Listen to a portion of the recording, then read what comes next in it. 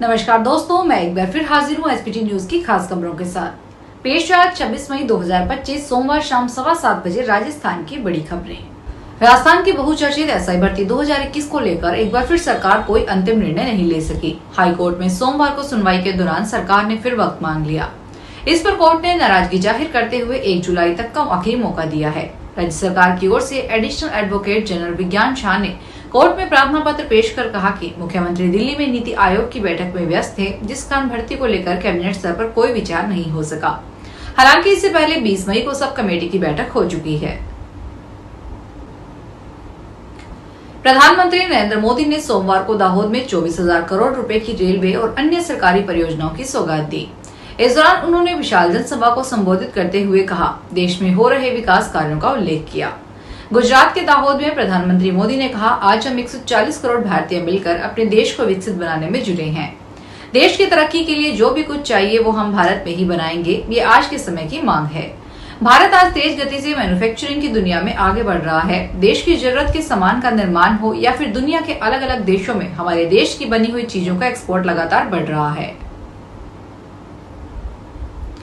जयपुर के सिंधी कैंप थाना पुलिस ने 50 लाख रुपए के जेवरात और नकदी चोरी करने वाले बिहारी नौकर दंपति को गिरफ्तार किया है। पुलिस ने चोरी किए गए सोने चांदी के हीरे के आभूषण सहित नकदी भी रिकवर कर ली। पुलिस ने दोनों बदमाशों को बिहार मधुबनी स्थित उनके गांव से गिरफ्तार किया। डीसीपी वेस्ट अमित कुमार ने बताया कि पीड़ित राजेंद्र बाकलीवाल ने एक रिपोर्ट सिंधी कैंप थाने में दी, जिस पर राजेंद्र ने बताया कि उनके घर पर काम करने वाले 2 नौकर उनका लाखों रुपए के जेवरात लेकर फरार हो गए। राजस्थान मुख्यमंत्री भजनलाल शर्मा ने सोमवार को दिल्ली दौरे के दौरान जनपथ लेन कनॉट पैलेस स्थित राजस्थान सरकार के देवस्थान विभाग के अंतर्गत संचालित बटुक भैरव मंदिर में पूजा अर्चना की। यह अवसर धार्मिक आस्था और श्रद्धा का प्रतीक रहा। मुख्यमंत्री ने मंदिर में विशेष पूजा संपन्न की और प्रदेश के सुख शांति और समृद्धि के लिए प्रार्थना की। मुख्यमंत्री ने मंदिर परिसर में व्यवस्थाओं की भी जानकारी ली और देवस्थान विभाग की ओर से किए जा रहे कार्यों की सराहना की। उन्होंने भक्तों और श्रद्धालुओं के साथ बातचीत कर उनकी समस्याओं को सुना। बटुक भैरव मंदिर ऐतिहासिक और धार्मिक दृष्टि से महत्वपूर्ण है और हर दिन बड़ी संख्या में श्रद्धालु यहां दर्शन के लिए आते हैं। कांग्रेस के राष्ट्रीय अध्यक्ष मल्लिकार्जुन खड़गे ने सोमवार को केंद्र सरकार पर जमकर निशाना साधा। उन्होंने 2014 के चुनावी वादों की याद दिलाते हुए सरकार पर तंज कसा।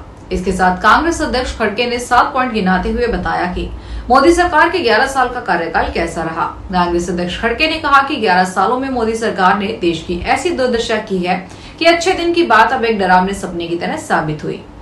140 करोड़ जनता हर तबका परेशान है। उन्होंने अपने सोशल मीडिया पोस्ट में युवा, किसान, महिलाओं, अर्थव्यवस्था और विदेश नीति का भी जिक्र करते हुए केंद्र को भी निशाने पर लिया। जयपुर के 3 लेपर्ड सफारी वाला पहला शहर बनेगा। राजधानी जयपुर की तीसरी लेपर्ड सफारी का कार्य पूर्ण हो गया है। माइलाबाग व बीट पापड़ वन क्षेत्र में सफारी का कार्य पूर्ण हो गया है। माइलाबाग क्षेत्र में सफारी ट्रैक अन्य सुविधाओं का विकास तेजी से ग्रासलैंड विकसित किया गया। विद्यालय नगर की ओर से लेपर्ड सफारी में प्रवेश किया जा सकेगा। विश्व पर्यावरण दिवस पर 5 जून को लेपर्ड सफारी शुरू करने की योजना है। माइलाबाग से किशन बाग और एनबीसी से ओधी रामनगर तक 2 रूट तक सफारी शुरू होगी। प्रतियोगी परीक्षाओं की तैयारी कर रहे राजस्थान में ग्रामीण अंचल के युवाओं के लिए अच्छी खबर है। अब उन्हें दूर दराज या जिला मुख्यालयों पर लाइब्रेरी अध्ययन के लिए नहीं आना पड़ेगा। उन्हें पंचायत स्तर पर ही आधुनिक लाइब्रेरी की सुविधा का लाभ मिल सकेगा। हालांकि पहले चरण में प्रदेश की 2126 ग्राम पंचायतों पर अटल ज्ञान केंद्र बनाए जाएंगे। इसमें युवाओं की ई लाइब्रेरी की सुविधा मिल सकेगी। अगर सब कुछ सही रहा तो इसके बाद चरणबद्ध तरीके से अन्य पंचायतों में भी इसका विस्तार किया जाएगा।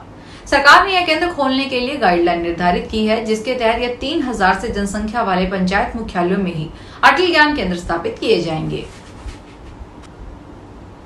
सुप्रीम कोर्ट ने हाल ही में सूचना के अधिकार एक्ट के तहत दायर उस याचिका को खारिज कर दिया, जिसमें जस्टिस यशवंत वर्मा के खिलाफ आरोपों की जांच करने वाली इन हाउस जांच समिति की रिपोर्ट की प्रति तथा भारत के राष्ट्रपति और प्रधानमंत्री को भेजे गए मुख्य न्यायाधीश द्वारा लिखे गए पत्र की प्रति मांगी गई थी। जस्टिस वर्मा के दिल्ली स्थित आवास के परिसर में मौजूद स्टोर रूम में लगी आग के बाद वहां भारी मात्रा में कथित नोट की बरामदगी के बाद सुप्रीम कोर्ट के चीफ जस्टिस की गठित कमेटी ने मामले की जांच की और रिपोर्ट चीफ जस्टिस को दी थी। राजस्थान लेखा सेवा चुनाव के परिणामों में ललित वर्मा ने अध्यक्ष पद पर जीत हासिल की है। कुल 576 मदों में से उन्हें 277 मत प्राप्त हुए हैं। इस चुनाव में कमलप्रीत कौर को उपाध्यक्ष पद की जिम्मेदारी मिली है। किशन सहाय मीना को सचिव चुना गया है। सुशील रोहिल और रमेश दान को संयुक्त सचिव के रूप में नियुक्त किया गया है। नवनिर्वाचित अध्यक्ष ललित वर्मा ने सेवा के अधिकारियों का धन्यवाद किया। राजस्थान सामाजिक न्याय एवं अधिकारिता विभाग अपनी तरह के अनूठे नवाचार के साथ प्रदेश के बुजुर्गों के कल्याण और सशक्तिकरण के साथ सामाजिक ताने बाने को मजबूती देने का प्रयास कर रहा है। इसी कड़ी में विभाग द्वारा 28 मई को इंदिरा गांधी पंचायती राज संस्थान के सभागार में राज्य स्तरीय 1 दिवसीय कार्यशाला का आयोजन किया जा रहा है। इसी तरह की कार्यशाला प्रदेश के सभी जिलों में आयोजित की जाएगी ताकि बुजुर्ग स्वयं को हर स्तर पर मजबूत और सशक्त महसूस करें। सामाजिक न्याय एवं अधिकारिता मंत्री अविनाश गहलोत ने प्रदेश भर के वरिष्ठ नागरिकों को जिलों में होने वाली कार्यशालाओं से जुड़ने का आह्वान किया है। डीग जिले की पहाड़ी पुलिस ने 4 दिन पूर्व कस्बे के मुख्य बाजार में दिन दहाड़े हुई लूट की वारदात का पर्दाफाश करके 3 युवकों को गिरफ्तार कर लिया। वारदात को अंजाम देने वाले परिवादी का मुनीम और वाहन चालक निकले हैं। पुलिस के अनुसार 4 दिन पूर्व परिवादी राहुल निवासी पहाड़ी ने रिपोर्ट पेश कर बताया कि रविवार दोपहर दुकान का मुनीम हेमेंद्र पेमेंट लेने गोपालगढ़ गया था। गोपालगढ़ से तकादा लाने के बाद वह थैला लेकर घर की तरफ पैदल आ रहा था। जैसे ही उसने घर का गेट खोले तभी बाइक पर आए 2 नकाबपोश में से एक मुनीम से थैला छीनकर बाइक पर सवार हो गया और वारदात के बाद दोनों मौके से भाग गए। बैग में करीब 4,01,000 रुपए थे। मुंबई में भारी बारिश से हालात बिगड़ते जा रहे हैं। मानसून ने 75 साल में सबसे जल्दी शहर में दस्तक दी है। मई महीने में हुई बारिश ने शहर का 107 साल का रिकॉर्ड तोड़ दिया है। सोमवार की सुबह शहर में भारी बारिश हुई जिससे यातायात, जल भराव और लोकल ट्रेनों के निलंबन सहित दैनिक जीवन में अच्छी खासी परेशानी देखी गई। भारत मौसम विज्ञान विभाग ने कहा कि दक्षिण पश्चिमी मानसून मुंबई में पिछले 75 सालों से सबसे पहले पहुंचा है। मानसून अपनी सामान्य तिथि 11 जून से 16 दिन पहले आ गया। दिन में पुणे में भी मानसून पहुंचा। सीकर में नगर परिषद और ट्रैफिक पुलिस ने पिपराली रोड पर कार्रवाई करते हुए दुकानदारों द्वारा सड़क और फुटपाथ पर किए गए अवैध अतिक्रमण को हटाया। इस दौरान फुटपाथ पर रखा दुकानदारों का सामान और नो पार्किंग जोन में खड़े मोटरसाइकिल व 4 व्हीलर वाहनों को भी जब्त किया गया है।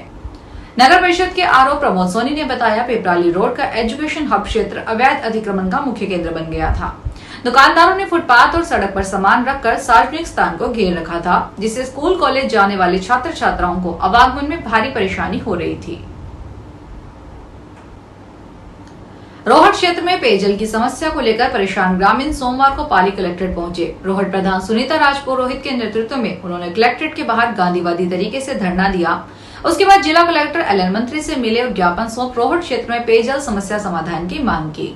रोहट प्रधान सुनीता राजपुरोहित ने बताया कि जवाईबाद में पर्याप्त पेयजल होने के बाद भी रोहट क्षेत्र में ग्रामीणों को पर्याप्त पानी नहीं मिल पा रहा है। जलदाय विभाग की लापरवाही का दंश ग्रामीण भुगत रहे हैं। चाटेवाल गांव निवासी कानाराम घांची कहते हैं कि जवाई बांध, बानियावास, हेमावास में पर्याप्त पानी है, लेकिन पर्याप्त पेयजल आपूर्ति नहीं की जा रही। कई बार शिकायत की लेकिन समाधान कुछ नहीं हुआ। 7-8 दिन में एक बार पानी आता है।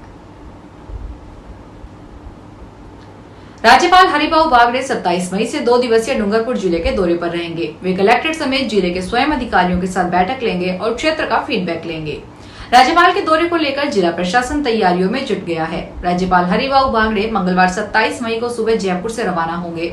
वे सुबह 10 बजे सलूम्बर जिले पहुंचेंगे। सलूम्बर में जिला स्तरीय अधिकारियों की बैठक लेंगे। इसके बाद राज्यपाल हरिभाऊ बागड़े दोपहर 12:45 पे सलूम्बर से डूंगरपुर के लिए रवाना होंगे। वे दोपहर 2:15 बजे सर्किट हाउस डूंगरपुर पहुंचेंगे। यहाँ कलेक्टर समेत जिले के सभी अधिकारियों की ओर से उनका स्वागत किया जाएगा।